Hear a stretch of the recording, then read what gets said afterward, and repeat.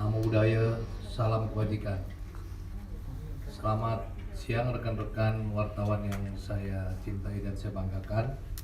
Hari ini Kamis tanggal 20 Mei 2021, saya akan menyampaikan update situasi Kamtibmas. Yang pertama terkait dengan capaian Bareskrim Polri dalam program 100 Hari Kerja Kapolri. Kabareskrim Polri selaku penanggung jawab pelaksanaan program prioritas Kapolri tahun 2021-2024 di bidang peningkatan kinerja, penegakan hukum, dan pemulihan ekonomi nasional telah menerapkan restoratif justice sebagai bentuk penyelesaian perkara untuk menciptakan penegakan hukum yang berkeadilan. Adapun capaian 100 hari program Kapolri terkait hal ini adalah sebagai berikut. Pertama, terlaksananya penerapan penyelesaian perkara dengan pendekatan restoratif justice sebanyak 1.864 perkara di Polda dan 28 perkara di Bareskrim Polri, dengan rincian 22 di Direktorat Tindak Pidana Umum, 4 di Direktorat Tindak Pidana Khusus, dan 2 di Direktorat Tindak Pidana Siber. Dalam penerapan restoratif justice mempedomani Perkap nomor 6 tentang penyidikan tindak pidana pasal 12. Kemudian Surat Edaran nomor SE 8/2018 tentang penerapan keadilan restoratif atau restoratif justice dalam penyelesaian perkara pidana, dan Surat Keputusan Direktur Jenderal Peradilan Umum tentang pedoman penerapan restoratif justice di lingkungan peradilan umum. Kemudian yang kedua, terlaksananya tahapan penyusunan draft peraturan Polri tentang penerapan keadilan restoratif justice dalam penanganan tindak pidana. Tugas lain yang juga menjadi fokus perhatian Kabareskrim Polri adalah pendampingan pada setiap program pemerintah terkait dengan pemulihan ekonomi nasional. Capaian 100 harinya adalah sebagai berikut. 1. Penegakan hukum terhadap berbagai gangguan Kamtibmas yang dapat mengganggu keberhasilan program pemerintah dalam PEN, berupa 127 penindakan dana bansos, 25 penindakan asuransi dan investasi, 42 penindakan bahan pokok, 36 penindakan non bahan pokok, 15 penindakan perlindungan konsumen, dan 2 penindakan perindustrian. Kedua, terlaksana 586 kegiatan preventif dalam rangka mencegah gangguan Kamtibmas yang dapat mengganggu keberhasilan program pemerintah dalam pemulihan ekonomi nasional. Ketiga, pembinaan dan penyuluhan kepada pelaku usaha guna mendukung program pemulihan ekonomi nasional. 4. Pelaksanaan kegiatan pendampingan dan pengawasan kepada kementerian lembaga terkait dan para pelaku usaha dalam mendukung keberhasilan program pemulihan ekonomi nasional. 5. Pemetaan dan analisa potensi gangguan keamanan terhadap implementasi kebijakan fiskal, moneter, dan investasi. 6. Peluncuran dan pemanfaatan aplikasi PEN. 7. Pelatihan pemanfaatan aplikasi PEN. kepada personil yang terlibat, dan 8 penyelenggaraan diskusi publik secara online. Selain itu, Barreskrim Polri juga membuat suatu terobosan berupa SP2HP online sebagai salah satu solusi untuk menjawab keluhan dan komplain dari masyarakat terkait sulitnya mendapatkan informasi terbaru atau terupdate dari penyidik terkait dengan perkembangan penanganan perkara yang dilaporkannya. Maksud diselenggarakannya SP2HP online adalah untuk memberikan informasi kepada masyarakat dan seluruh penyidik bahwa mulai saat ini para pelapor atau kuasa hukum pelapor dapat langsung memantau setiap saat perkembangan proses penanganan perkara pidana yang dilaporkan kepada pihak kepolisian. Bahwa per tanggal 10 Mei 2021 telah terdapat 56.121 laporan polisi yang terdata di SP2HP online dan telah diakses oleh pelapor atau kuasa hukum pelapor atau masyarakat sebanyak 43.800 pengakses. Tak hanya itu, Barreskrim Polri juga telah meluncurkan aplikasi penyidik pegawai negeri sipil elektronik atau e-PPNS untuk mengelola kejadian serta PPNS secara online yang dapat dimanfaatkan sebagai sarana komunikasi antara penyidik Polri dan penyidik PPNS. Aplikasi e-PPNS sampai dengan tanggal 10 Mei 2021 telah mendata sebanyak 1086 laporan kejadian dengan nilai tafsiran kerugian 447.739.084 rupiah. Kemudian dalam hal peningkatan pelayanan kepada masyarakat dan mengoptimalkan penanganan pengaduan masyarakat, Polri telah membentuk tim penanganan Dumas yang meliputi Itwasum, sistem teknologi melalui aplikasi Dumas Presisi.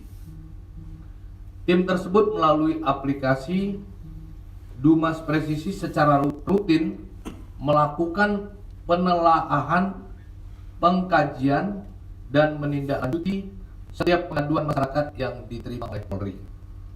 Itu yang pertama. Kemudian yang kedua terkait dengan update peristiwa pembakaran Polsek Candipuro di Polres Lampung Selatan. Pasca kejadian pembakaran Polsek Candipuro, Lampung Selatan, hari ini, Kamis 20 Mei 2021, ratusan warga masyarakat bersama para kepala desa sekecamatan Candipuro mendatangi Polsek Candipuro dengan tujuan untuk melakukan gotong royong membersihkan puing-puing bangunan serta merencanakan membangun kembali Polsek Candipuro sebagai rasa peduli masyarakat dan aparat kepala desa terhadap adanya Polsek Candipuro.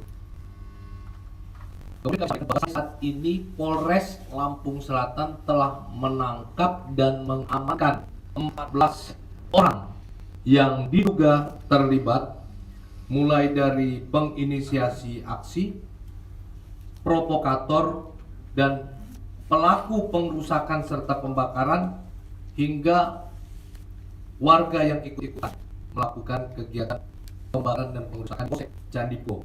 Untuk selanjutnya untuk kemudian sampai saat ini masih didalami oleh penyidik Polres Lampung Selatan.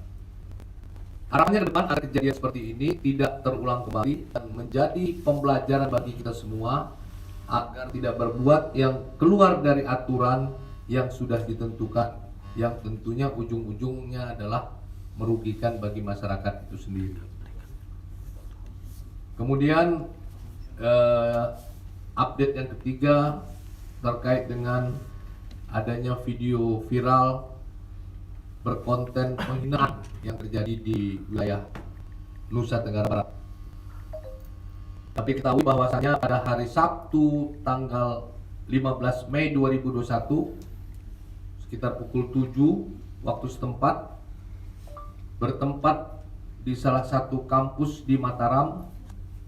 HM alias UC yang merupakan seorang pekerja cleaning service di kampus tersebut membuat konten di media sosial bernada penghinaan terhadap salah satu negara dengan kata-kata yang tidak pas dalam akunnya yang bernama Ucok Bangcok.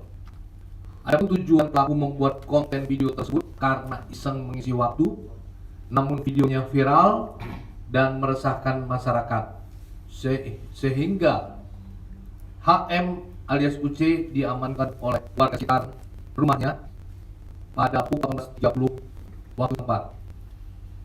Mengetahui peristiwa tersebut, unit reskrim Polsek Gerung mendatangi rumah pelaku di Dusun Ketejer, Desa Sukamakmur, Kecamatan Gerung, Lombok Barat, dan berupaya melakukan mediasi yang dihadiri oleh kepala lingkungan dan masyarakat sekitar.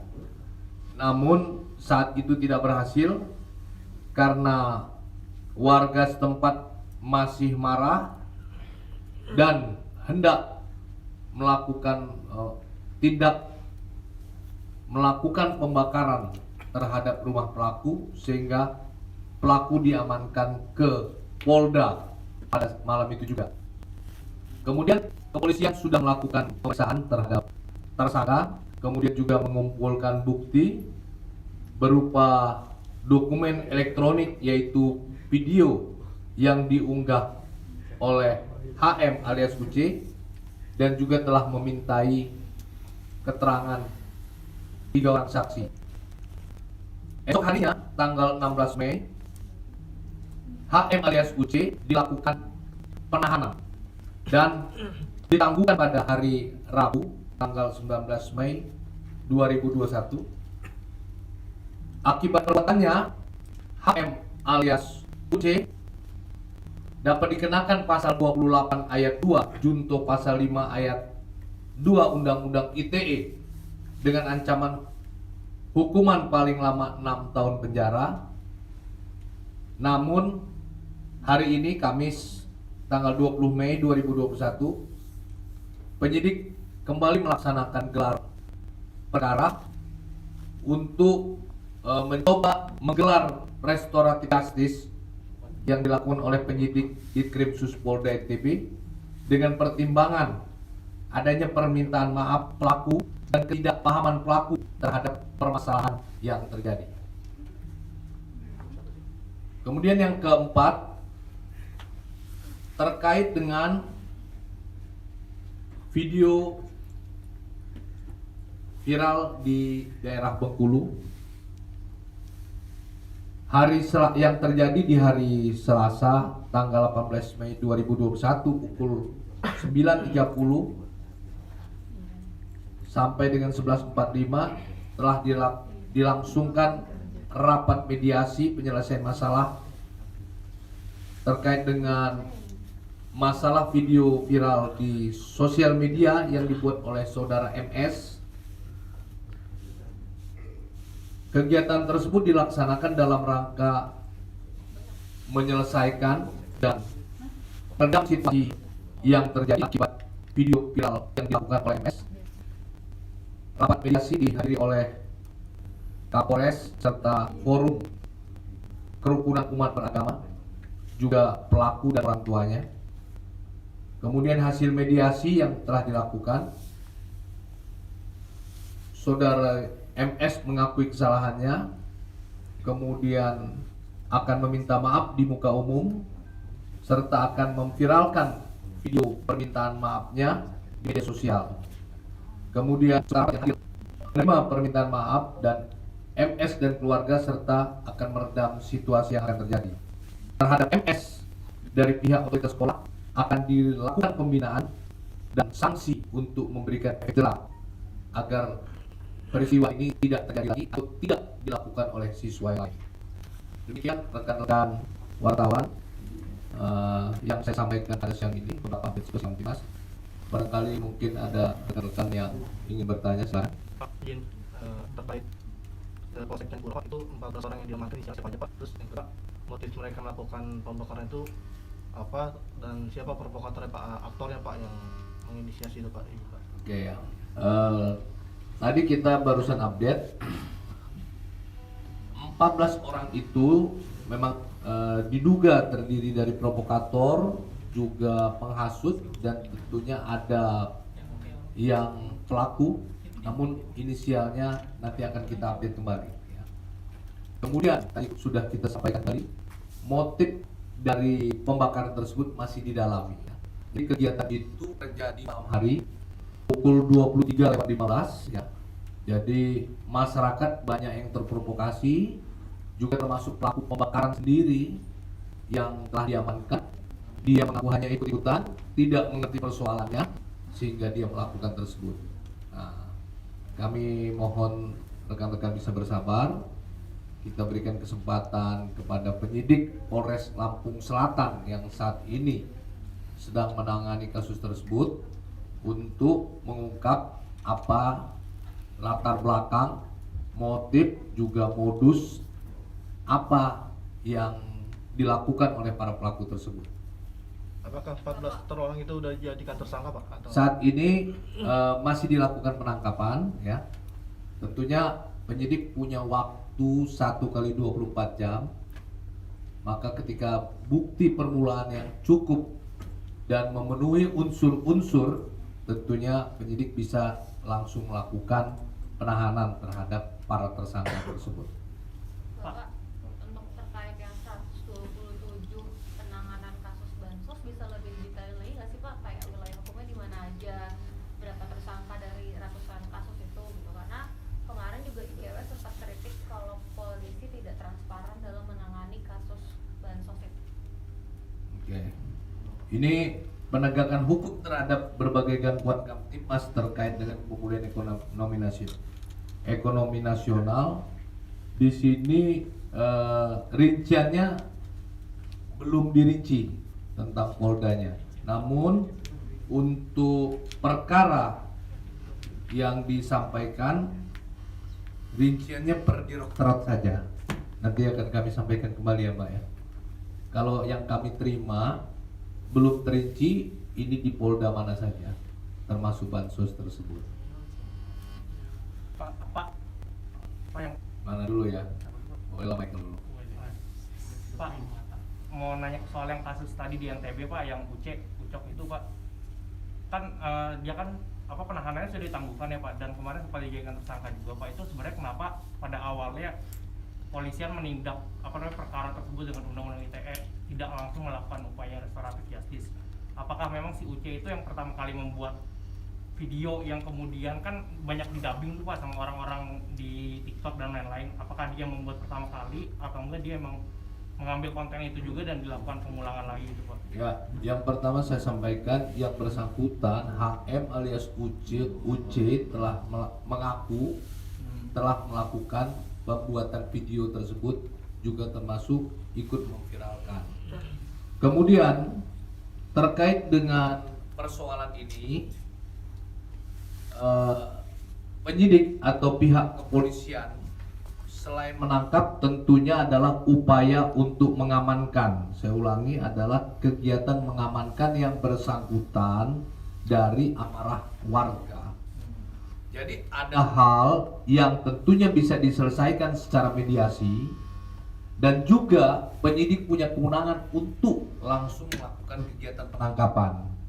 Tentunya penangkapan itu dilakukan pertama untuk mengamankan yang bersangkutan tersangka.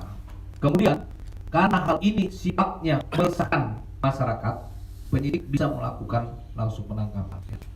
Jadi ada hal-hal yang dilakukan melalui media sosial yang sifatnya mungkin individu, orang per orang, dan ada kegiatan postingan yang dapat menimbulkan kegaduhan dan meresahkan masyarakat, atau sifatnya mungkin dapat memecah belah dari masyarakat. Ini kegiatannya Polri mengutamakan pengamanan terhadap orang tersebut, juga mengamankan untuk tidak terjadinya peristiwa misalnya terjadinya perpecahan di antara masyarakat. Proses hukumnya berarti sekarang masih berjalan atau gimana Pak? Setelah ditangguhkan ya? Proses hukumnya sampai hari ini sedang berlangsung gelar. Jadi penyidik mencoba melakukan gelar, apakah upaya ini bisa dilakukan restoratif justice. Restoratif justice itu penyelesaian perkara di luar pengadilan. Tentunya ini harus ada beberapa kriteria. Salah satu kriteria adalah tidak meresahkan masyarakat, dan juga masyarakat antara yang katakanlah pihak si A dan si B, keduanya sepakat untuk diselesaikan. Ya. Ketika kriteria ini tidak terpenuhi, maka proses ini bisa berlanjut. Jelas ya? Jadi ada dua hal yang terkait dengan katakanlah ujaran kebencian, yaitu dua peristiwa yang terjadi. Yang pertama di wilayah Nusa Tenggara Barat, yang kedua di wilayah Bengkulu.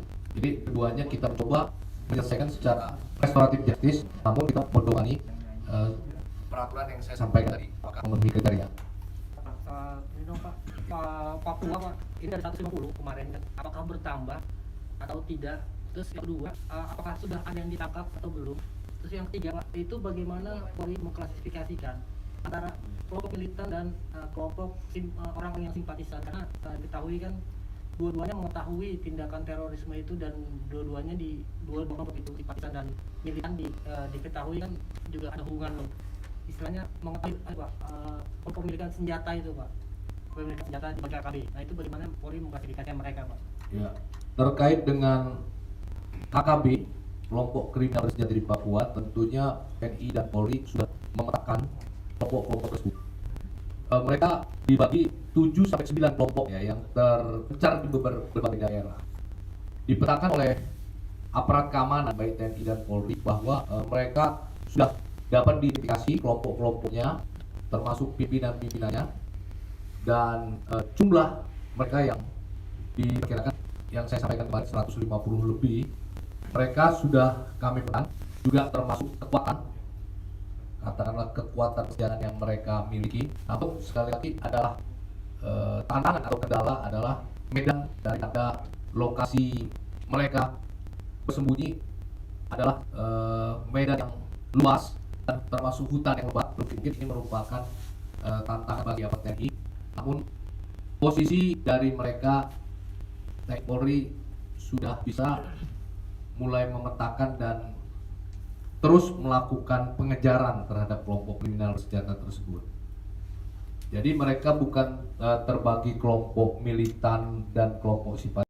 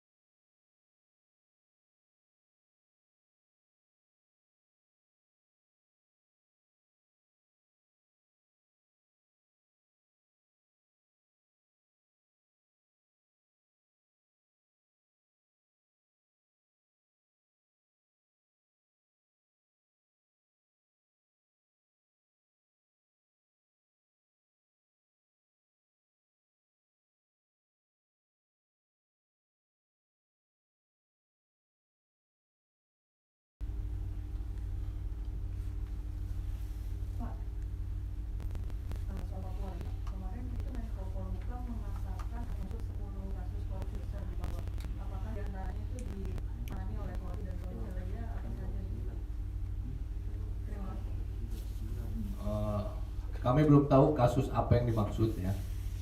Tentunya kami lihat nanti dulu yang dimaksud itu kasus korupsi atau kasus korupsi siapa. Ya. Baik ya. Yang kemarin itu Pak, jadi masyarakat bersama polisi akan mengumpulkan masa memberikan kembang polsek juga Pak. Bukan masyarakat dan polisi, tapi yang saya sampaikan tadi, hari ini warga masyarakat sekitar dan para kepala desa punya inisiatif datang. Yang dilakukan tadi pagi adalah membersihkan puing-puing dan kesepakatan para kepala desa akan membangun kembali Polsek Candipuro yang merupakan rasa simpati warga masyarakat sekitar dan para kepala desa terhadap Polsek Candipuro. Kami sampaikan bahwa pembakaran tersebut terjadi di ruang SPKT Polsek Candipuro yang terpisah dari bangunan Polsek itu sendiri. Jadi ada bangunan Polsek atau bangunan induk, kemudian ada ruang SPKT atau sentra pelayanan kepolisian terpadu yang terpisah dari bangunan induk. Yang terbakar itu adalah ruang SPKT. 14 orang itu belum tersangka ya?